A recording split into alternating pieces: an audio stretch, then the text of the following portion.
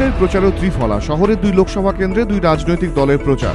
দল ভিন্ন হলেও প্রচারের হাতিয়ার এক। তৃণমূল প্রার্থীকে হারাতে দুজনেই সামনে আনছেন ত্রিফলা দুর্নীতির অভিযোগ। দেওয়াল জুড়ে তারই প্রতিচ্ছবি।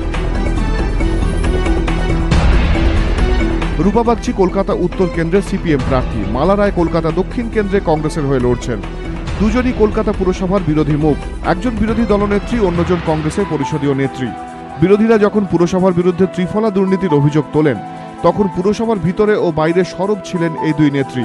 আর লোকসভা ভোটের প্রচারে উঠে আসছে সেই দুর্নীতির অভিযোগ। প্রথম কথা, ত্রিফলা লাগানোর একটা দুর্নীতি বিশাল প্রকাশ্যে এসে পড়েছে এবং সবাই সাধারণ মানুষ সেটা জানেন। আর শুধু তাই নয়, ত্রিফলা লাগাবার ফলে কয়েকশো কোটি টাকা ইলেকট্রিকের বিলও বেড়ে গেছে, সেটা সাধারণ মানুষকেই দিতে হবে। বিশেষত যে 3-4টে দুর্নীতি রাজ্য সরকারের আমরা মানুষের কাছে নিয়ে যাচ্ছি, তার মধ্যে তো ত্রিফলা অন্যতম। বিশেষত হ্যান্ডবিল, লিফলেট যা ছাপা হচ্ছে, সেখানে এই 30 কোটির টাইডেন লাইট কেলেঙ্কারিটা আছে, দুর্নীতির কথাটা আছে। তবে বিরোধীদের এই হাতিয়ারকে গুরুত্ব দিতে রাজি নয় তৃণমূল। তাদের দাবি কলকাতার সৌন্দর্যায়নে আলাদা মাত্রা যোগ করেছে ত্রিফলা বাতি স্তম্ভ। কর্পোরেশনের ত্রিফলা যে আলোবাতি লাগিয়েছে, কিন্তু কলকাতার সৌন্দর্য বেড়েছে।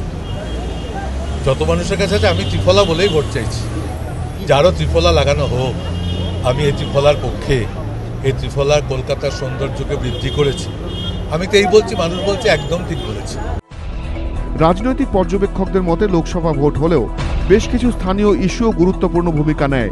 তাই পুরো এলাকায় ত্রিফলা হাতিয়ারে কোন পক্ষের জয় হয় সেটাই এখন দেখার। অর্ণব মুখোপাধ্যায়, এবিপি আনন্দ, কলকাতা।